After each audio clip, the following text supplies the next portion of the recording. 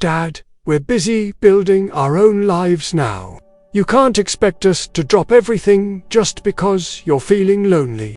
Those words came from my daughter Jennifer as she hurried past me at my grandson's birthday party, too busy organizing her perfect social media moment to spend 5 minutes talking to the man who sacrificed everything to give her the life she was now living. I'm Charles Bennett, 72 years old, and that moment crystallized a painful truth I'd been avoiding: the children I gave up my dreams for had grown into adults who saw my sacrifices as ancient history, irrelevant to their current obligations. Let me tell you how a lifetime of putting your family first can leave you last in everyone else's priorities, including your own children's. It started in 1975, when I was 25 years old, fresh out of engineering school with dreams bigger than my bank account. I'd been accepted to graduate school at MIT for aerospace engineering, my chance to work on the space program that was capturing America's imagination. The acceptance letter is still in my desk drawer, yellowed with age but still readable. "We are pleased to offer you admission and a full research ASSISTANTSHIP ... But 2 weeks before I was supposed to leave for Boston, my girlfriend Claire told me she was pregnant. "Charles, I don't know what to do," she said through tears. "I'm only 22. I'm not ready to be a mother." I held her while she cried, and in that moment, I made the decision that would define the rest of my life. MIT would have to wait. My dreams of working for NASA would have to wait. Everything would have to wait because I was going to be a father. And that child was going to have everything I never had growing up. I'd been raised by a single mother after my father abandoned us when I was 8. We lived in a cramped apartment, survived on government assistance, and I wore second-hand clothes throughout school. I swore that no child of mine would ever experience that kind of instability or want. Claire and I got married in a small ceremony at the courthouse, and I took a job at a local manufacturing company as a junior engineer. It wasn't glamorous work, but it was steady, and it came with health insurance and the promise of advancement for someone willing to work hard. Jennifer was born in February 1976, and holding her for the first time convinced me that I'd made the right choice. This tiny person depended on me completely, and I was determined to provide for her in ways my own father never had. The plan was simple: work hard, save money, and eventually go back to school when we were more financially stable. But life had other plans. 3 years later, Claire was pregnant again. Marcus arrived in 1979, and suddenly we needed a bigger apartment, more diapers, more everything. My salary was barely covering our expenses, and the idea of graduate school seemed increasingly impractical. "Maybe you could take some night classes," Claire suggested. "Start slow and work toward your master's degree." I tried that for exactly 1 semester, between a demanding job, to small children, and a wife who needed help managing the household. I found myself falling asleep over textbooks and missing more classes than I attended. The professor called me into his office after I failed the midterm exam. "Mr. Bennett, you're clearly intelligent, but you're not giving this course the attention it requires. Maybe this isn't the right time for you to be pursuing advanced education." He was right. I dropped out and focused on what seemed most important: providing for my growing family.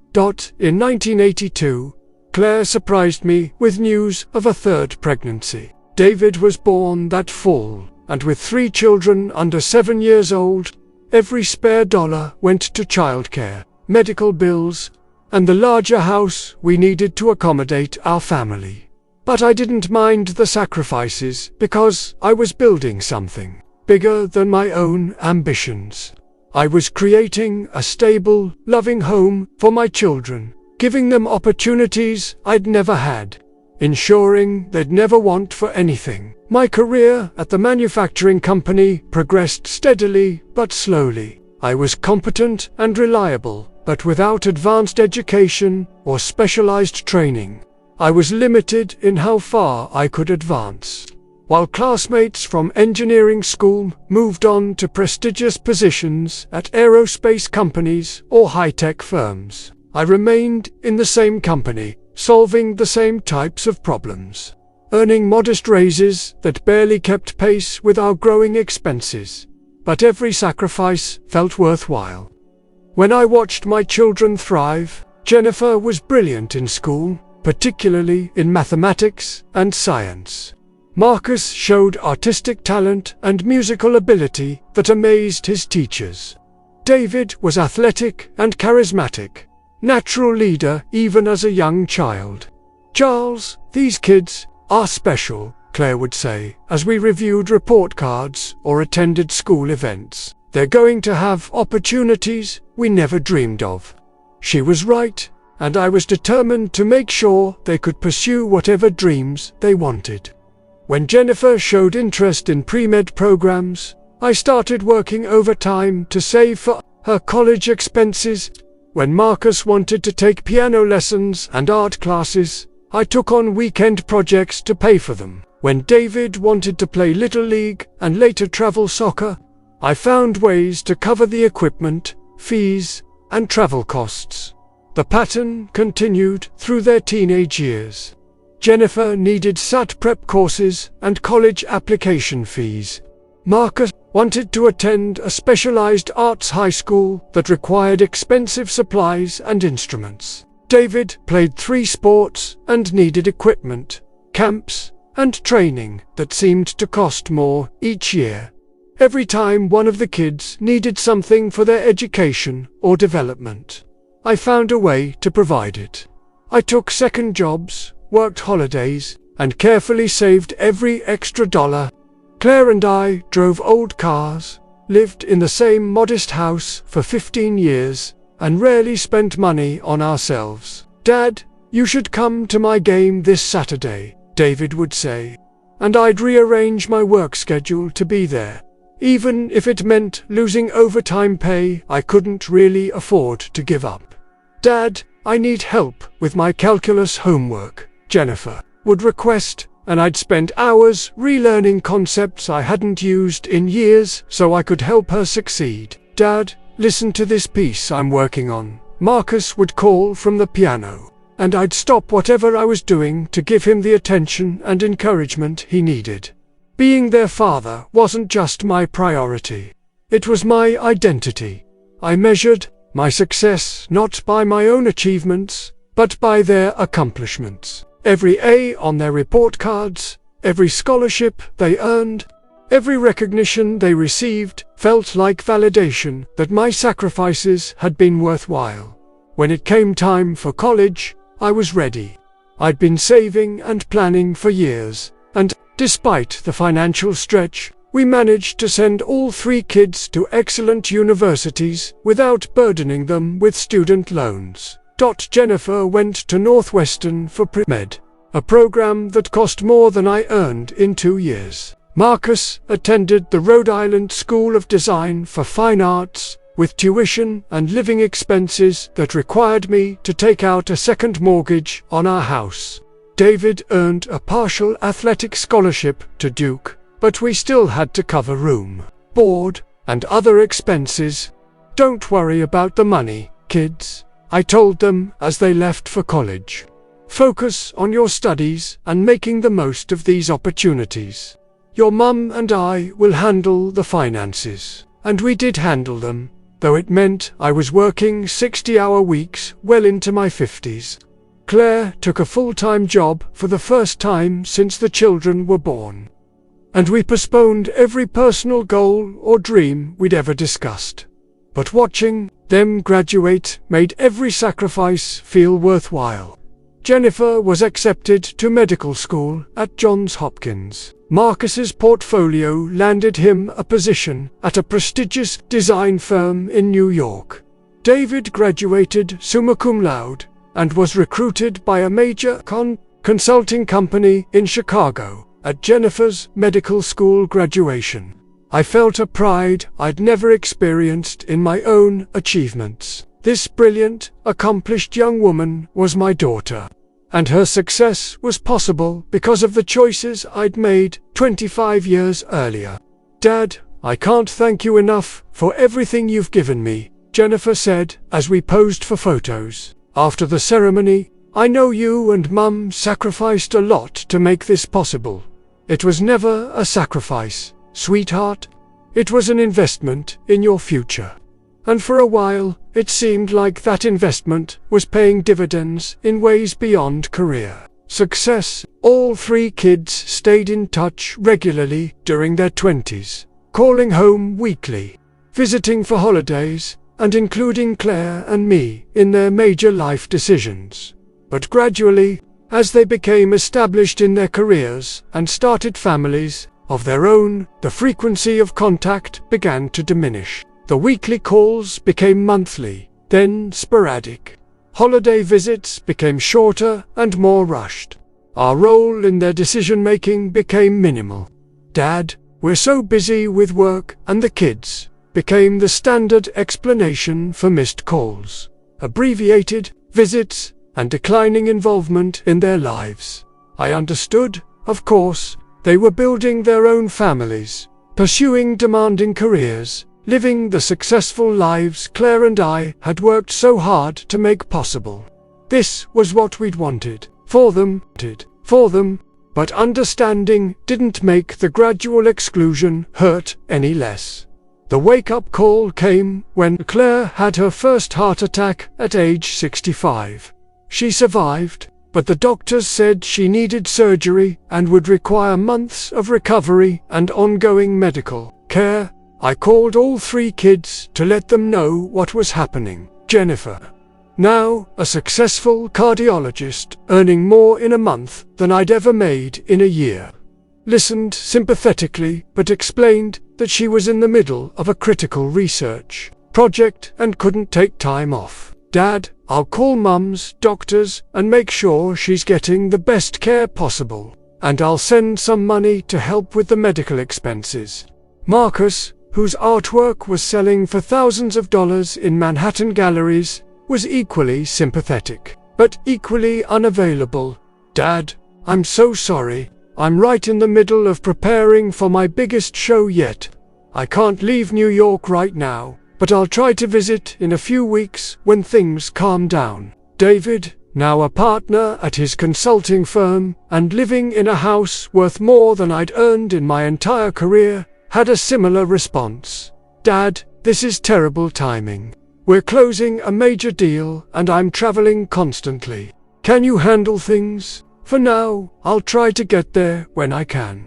So, I handled things. I took family leave from work to care for Claire during her recovery. I learned to manage her medications, drove her to countless medical appointments, and provided the emotional support she needed during a frightening and painful period. The kids did eventually visit, briefly, and they did send money to help with medical expenses they could easily afford.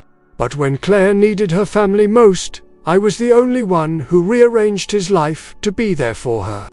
"Charles, they're all so busy," Claire said one evening as I helped her with her physical therapy exercises. "Their lives are so much more complicated than ours ever were." "I know, honey, they're successful. That's what we wanted.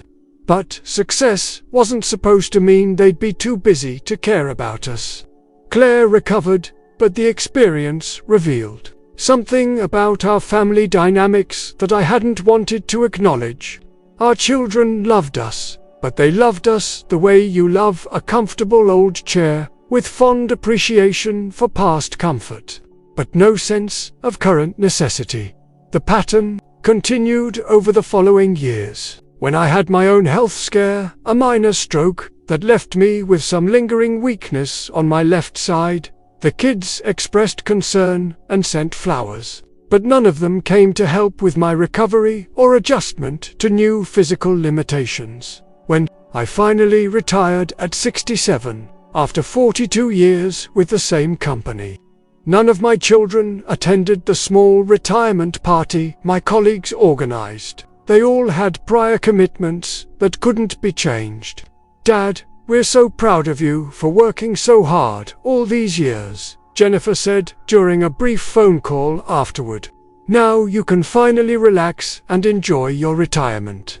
But relaxing and enjoying retirement is difficult when you're living on a modest pension and Social Security in a house that needs repairs you can't afford, while watching your successful children post photos on Facebook of their expensive vacations and luxury purchases.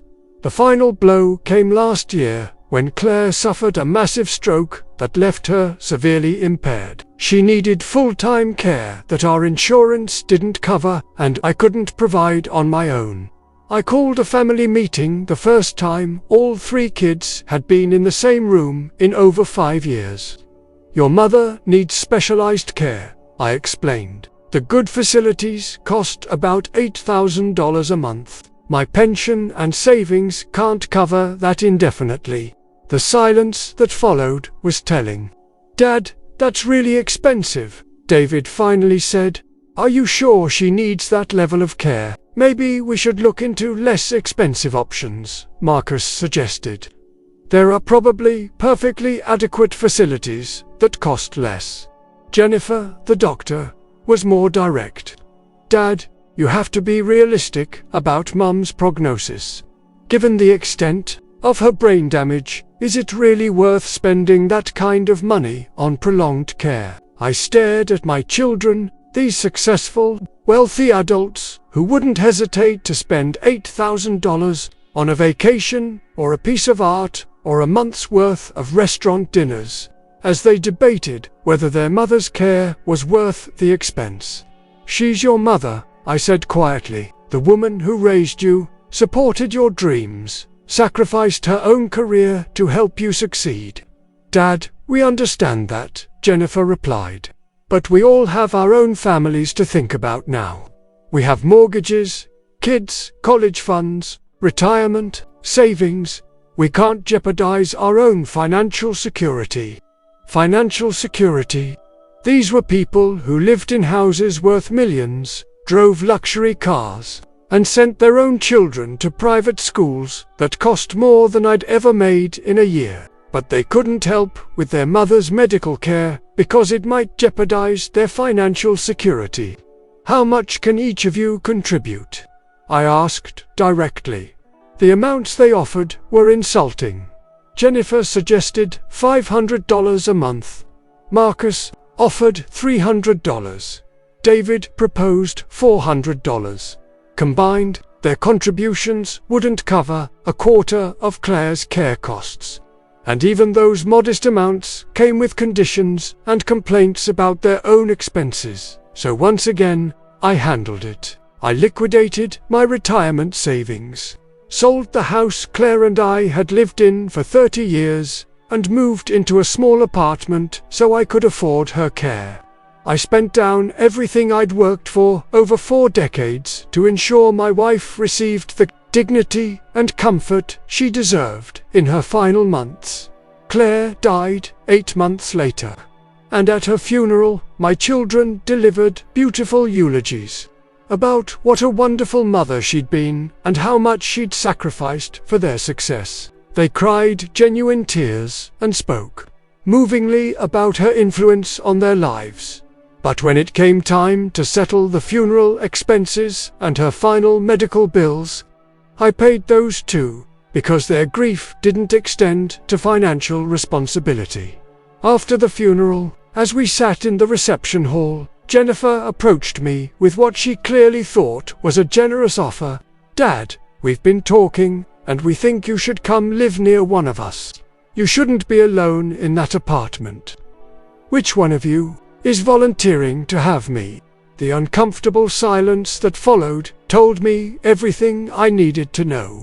They thought I should move closer to one of them, but none of them were actually offering to include me in their lives in any meaningful way. Well, we'd all like to help, Marcus said vaguely. Maybe we could take turns, or find you a nice place nearby, a nice place nearby. Like I was a piece of furniture they needed to store conveniently. I'll be fine in my apartment, I told them. And I have been fine, after a fashion. I live modestly on my social security and the small amount left after Claire's medical expenses. I've made friends in my apartment building, developed hobbies I never had time for during my working years, and found ways to stay active and engaged. But the loneliness is profound. Not just the physical loneliness of living alone, but the existential loneliness of realizing that the people you devoted your life to supporting don't consider supporting you in return to be their responsibility. My children call occasionally, usually with updates about their own lives and their children's achievements. They invite me to major events like graduations and birthday parties, where I'm treated politely but kept at arm's length, like a distant relative rather than the man who made their success possible. Last month, I attended David's son's high school graduation. My grandson, a young man I barely know despite living in the same city, as I watched him accept his diploma and heard his plans for attending an Ivy League university. I couldn't help but think about the sacrifices that made this moment possible. David's success at his consulting firm was built on the foundation of the education I'd provided. His ability to send his son to expensive private schools and pay for elite college prep courses was possible because he'd never had to support his own parents or repay the investment they'd made in his future. After the ceremony, as families gathered for photos and celebrations, I stood at the edge of the crowd, watching my children and grandchildren interact with their friends and their lives that had very little space for me. "Grandpa Shachlis," my grandson called out as he noticed me standing alone. "Thanks for coming to my graduation." He gave me a quick hug and then returned to his friends, and I realized that to him, I was just an elderly relative who showed up to family events, not the man whose sacrifices had helped create the opportunities he was now enjoying. That's when Jennifer made her comment about being too busy building their own lives to worry about my loneliness. And I finally understood the complete picture of what my life had become. I had given everything, my dreams, my career ambitions, my financial security, my health, my marriage's quality time, to ensure my children could build successful lives. And they had built those successful lives, exactly as I'd hoped. But somewhere along the way, they'd learned to see my sacrifices as ancient history rather than ongoing love, as past gifts rather than current relationships that required nurturing and reciprocity. They'd learned to prioritize their own family's needs over their parents' needs, their own financial security over their parents' comfort, their own busy schedules over their parents' emotional well-being. In short, they'd become successful at everything except being good children to the parents who made their success possible. The irony is crushing. I sacrificed my shot at an extraordinary career to be an extraordinary father, only to discover that extraordinary fathers often raise children who see extraordinary sacrifice as ordinary expectation. I gave up my dreams so they could pursue theirs, and they've pursued those dreams so successfully that they no longer have time for the person who made them possible. I chose financial security for them over financial security for myself. And now, they use their financial security as an excuse for not providing financial support when I need it.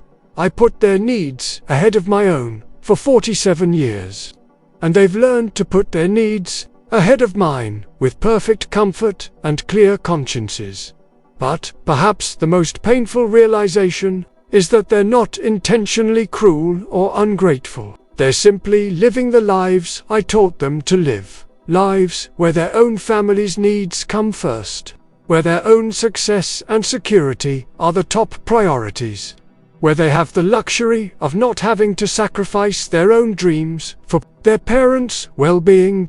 I taught them, through my example, that parents exist to serve their children's needs and ambitions. I never taught them that successful adult children have responsibilities to their aging parents, because I was so focused on making sure they never had to experience the kind of obligations and limitations that had defined my own life. Now, at 72, I'm living with the consequences of raising children so successfully that they no longer need me, and teaching them so well to prioritize their own families that they've learned to deprioritize the family that raised them. Sometimes I wonder what my life might have looked like if I'd gone to MIT, pursued aerospace engineering, maybe worked on the space program that captured my imagination as a young man. Would I have made discoveries that mattered? Would I have had a career that provided financial security and personal fulfillment? Would I have been able to support my parents in their old age while still building a comfortable life for myself? But then I remember holding Jennifer as a newborn, helping Marcus with his first piano recital, cheering for David at his soccer games, and I know I made the right choice. The love I felt for my children was real, and the joy I found in their accomplishments was genuine. The problem wasn't in choosing them over my own ambitions. The problem was in not teaching them that love and sacrifice should flow both ways in families, that success creates opportunities to give back, not just to get ahead. If I had it to do over again, I would still sacrifice for my children's education and opportunities. But I would also teach them that family relationships are investments that require ongoing attention and reciprocal care. I would still work extra hours to pay for their activities and education. But I would also model the expectation that successful adults contribute to their aging parents' well-being and comfort. I would still prioritize their needs during their formative years. But I would also help them understand that childhood dependency should eventually mature into adult interdependency, not lifelong one-way obligation. Today, I live quietly in my small apartment, proud of my children's success but largely excluded from their lives. I see them at holidays and major family events, where I'm treated with polite affection but not genuine intimacy or inclusion. I know they love me in their way, and I know they're grateful for what Claire and I provided during their childhoods, but I also know that their gratitude is a past tense emotion that doesn't translate into present tense responsibility or relationship. They've learned to see me as someone who used to be essential to their lives rather than someone who continues to add value to their present circumstances, and perhaps, after years of defining myself entirely through my role as their provider and supporter, I've forgotten how to be valuable in any other way. The saddest part isn't that I sacrificed my dreams for theirs. The saddest part is that I sacrificed so completely that I never developed an identity or life outside of being their father. And now that they no longer need a father in the way they once did, I'm not sure who I am or what I have to offer the world, but I'm learning. At 72, I'm finally pursuing some of the interests I set aside decades ago. I've started taking astronomy classes at the community college, trying to reconnect with the fascination with space that once led me toward aerospace engineering. I volunteer at a literacy program, using my engineering background to help adults learn practical math skills.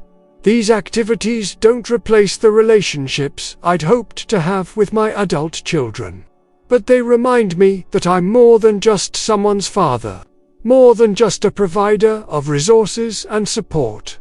Maybe the greatest lesson of my life is that loving your children completely doesn't guarantee that they'll love you back in the ways you need as you age. Maybe unconditional love has to truly be unconditional, given without expectation of reciprocity, offered without guarantees of return. And maybe the most important thing I can do now is build a life that has meaning and value, independent of my children's attention or appreciation, so that their love becomes a gift rather than a necessity. Their presence becomes a joy rather than a requirement for my happiness. After all, I gave them everything so they could be free to build their own lives. The least I can do is build one for myself too. Have you ever sacrificed your own dreams for your children's future? Do you worry about how your adult children will care for you as you age? Share your thoughts in the comments below. Sometimes the greatest gift we can give our children is teaching them that love flows both ways in families.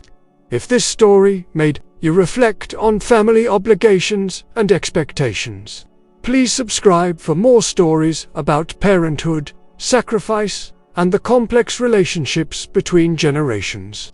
From what city are you watching today?